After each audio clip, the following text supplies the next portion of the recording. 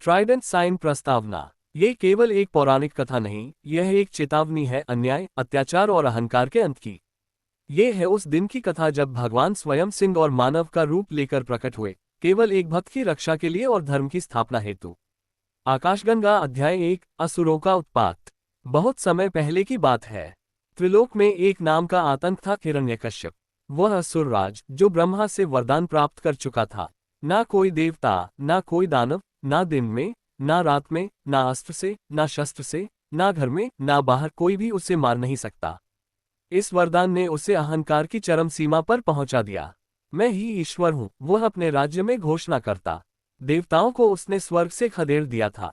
यज्ञ रुक गए, वेदों का ज्ञान मिटने लगा। अध्याय 2, एक भक्त का जन्म। उसी हिरण्यकश्यप का पुत्र था प्रहलाद। पर वह अपने पिता के मार्ग पर नहीं, विष्णु भक्ति के मार्ग पर चल पड़ा।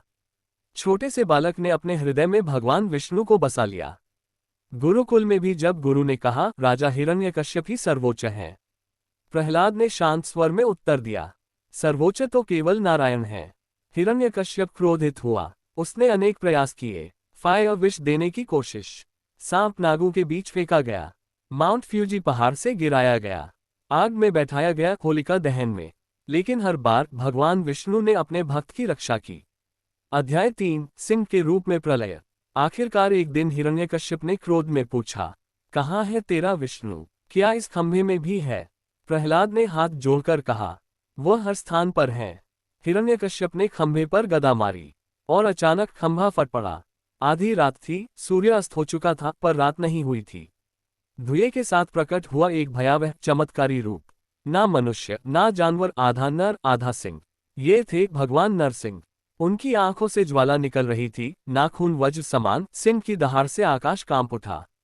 उन्होंने हिरण्यकश्यप को दरवाजे की चौखट पर खींच लिया। ना घर के अंदर, ना बाहर, ना दिन, ना रात, संध्या का समय। ना अस्त्र, ना शस्त्र, अपने नाखूनों से उन्होंने हिरण्यकश्यप के पेट को चीर डाला। धर्म की जय हुई। छोटी परी अध्याय 4, भक्त की परीक्षा। जब सब कुछ शांत हुआ, नरसिंह रूप की आग शांत नहीं हो रही थी। कोई देवता उनके पास न जा सका।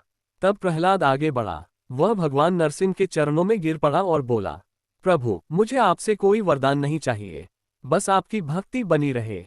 भगवान नरसिंह ने उसे उठाया, आंखों में प्रेम था, और कहा, तू ही सच्चा भक्त है। तेरे जैसे भक्त के लिए ही मैं प्रकट हुआ। चेरी ब्लोसम उपसंहार, कथा का रहस्य। भगवान नरसिंह की यह कथा केवल एक बार की घटना नहीं है। जब जब अत्याचार बढ़ेगा, अहंकार फूलेगा, धर्म डगमगाएगा, वह पुनः आएंगे। इसलिए मत डरो, मत थको। सत्य के मार्ग पर चलो, चाहे पूरी दुनिया विरुद्ध क्यों ना हो। क्योंकि जब समय आएगा, खंभे में से भी भगवान प्रकट हो सकते हैं। लाउडस्पीकर, क्या आपने ये कथा सुनी थी इस रूप में? अगर नहीं तो इसे साझा करें और हर भक्त तक पहुंचाएं। जय नरसिंह भगवान की।